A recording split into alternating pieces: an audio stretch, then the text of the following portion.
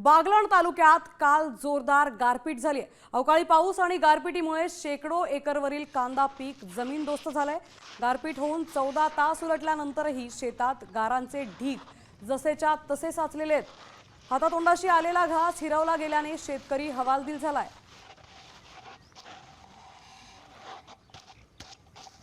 काल सायंकाळी नाशिकच्या बागलाण तालुक्यातील मुळाणे वगैरे परिसरात खूप प्रचंड प्रमाणात ही गारपीट झाली। गारपीट एवढी होती की अक्षरशः शेतकऱ्याचं कंबरडं मोडलंय।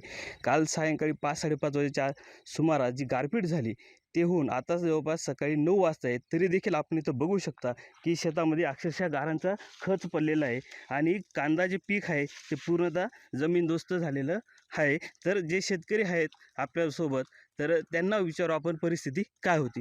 काय झालं दादा काल? काल इथले भयानक गार पडले ना, का कांद्याचं काहीच ठेवलेलं नाही आहे।